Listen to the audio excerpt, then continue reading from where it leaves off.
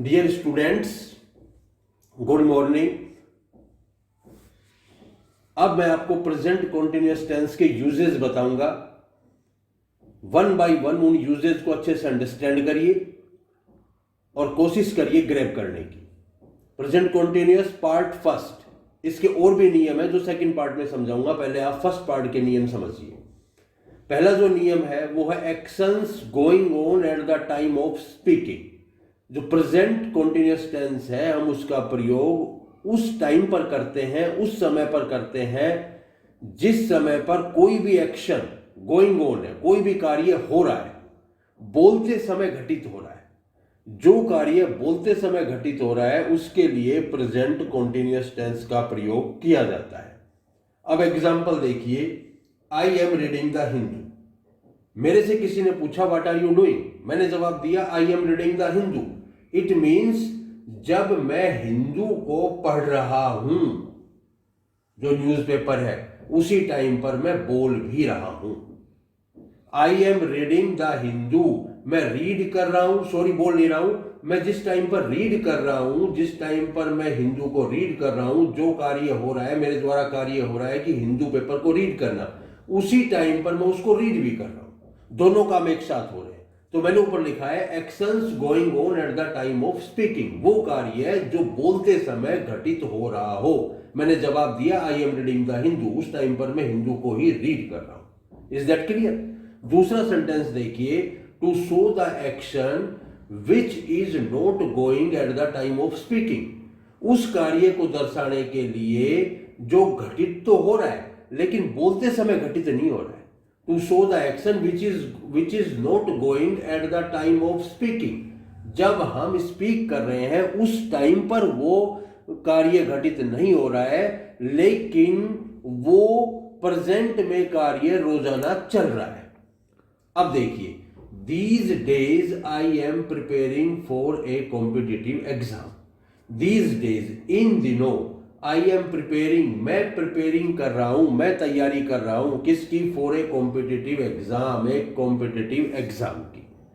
अब जिस टाइम पर मैं बोल रहा हूं, मेरे से अपने घर के ऊपर कोई आता है, अपने से पूछता है कि आजकल आप क्या कर रहे हो, तो हम जवाब देते हैं कि हम ये काम कर रहे हैं, मैं किसी कंपनी में काम कर रहा हूं, मैं 10वीं क्लास में पढ़ रहा हूं, या मैं कहीं और जॉब कर रहा हूं। लेकिन बोलते टाइम में वो ना जॉब कर रहा हूं, ना मैं उसकी तैयारी कर रहा हूं, मैं वो काम बोलते टाइम नहीं कर रहा हूं। लेकिन रोजाना वो काम प्रोग्रेस में है, day by day. Day by day का मतलब दिनों दिन मैं उस काम को करते जा रहा हूं। रोजाना मेरा रूटीन वर्क है वो। तो उस कार्य के लिए जो बोलते टाइम तो नहीं हो रहा है लेकिन रोजाना प्रेजेंट में चल रहा है, उसके लिए हम किसका प्रयोग करते हैं? प्रेजेंट कॉन्टिन्यूअस टेंस का। Is that clear? तीसरा पॉइंट देखिए, to express definite program. Definite, बिल्कुल निश्चित जो प्रोग्राम है इन नियर फ्यूचर। हमने नियर फ्यूचर के अंदर जो आने वाला भविष्य है उसके लिए हमने कोई भी प्रोग्राम बनाया है वो बिल्कुल डेफिनिट है, निश्चित है। उस प्रोग्राम के लिए हम हमेशा प्रेजेंट कॉन्टिन्यूअस टेंस का प्रयोग करते हैं। आगे बताऊंगा, फ्यूचर का भी करते हैं लेकिन वो आपको मैं अलग से समझाऊंगा, वो समझना। पहले आप इसको देखिए, टू एक्सप्रेस डेफिनिट प्रोग्राम। अगर डेफिनिट प्रोग्राम हो और उसके अंदर आप प्रेजेंट कॉन्टिन्यूअस टेंस भर रहे हो, you are right. We are shifting to our new house next week. ये हमने डेफिनिट कर लिया कि जो नेक्स्ट वीक है ना, अगले सप्ताह। अगले सप्ताह मीन्स फ्यूचर का काम है, फ्यूचर है, अगला सप्ताह भविष्य की बात कर रहे हैं। वी आर शिफ्टिंग, हम शिफ्ट हो रहे हैं। We are shifting to our new house, हमारे नए घर में हम कब शिफ्ट हो रहे हैं? अगले सप्ताह। ये हमने पहले से ही डेफिनिट है, ये हमारा पहले ही डेफिनिट प्रोग्राम है कि अगले सप्ताह हमको शिफ्ट होना ही होना है। तो वी आर शिफ्टिंग, जबकि बात है भविष्य की। लेकिन ये किस लिए आ रहा है? क्योंकि ये डेफिनिट है, हमने पहले से उसकी डेट वेट निकाल रखी है, फिक्स कर रखा है कि उस दिन हम जाकर के वहां सेटल हो जाएंगे। Is that clear? तो हमेशा उसमें प्रेजेंट कॉन्टिन्यूअस टेंस बढ़ना है। आगे बोल रहा हूं, with the following adverbs of time. कुछ मैं आपको एडवर्ब्स दे रहा हूं टाइम की। ये जो फॉलोइंग एडवर्ब्स ऑफ टाइम है, अगर ये किसी भी सेंटेंस में आपको मिलती हैं तो उसमें आंख मीच करके प्रेजेंट कॉन्टिन्यूअस टेंस भर दो। उनको याद रखो। Number 1, now. अगर नाउ किसी में आए, स्टिल किसी में आए, एट प्रेजेंट किसी भी सेंटेंस में मिले, एट दिस मोमेंट किसी सेंटेंस के अंदर मिले, these days। ये मैंने 5-6 आपको लिखी हैं, इनको ध्यान रखना। ये एडवर्ब्स ऑफ टाइम है, ये अक्सर आती हैं। तो नाउ है, स्टिल है, एट प्रेजेंट है, एट दिस मोमेंट है और दीज डेज है।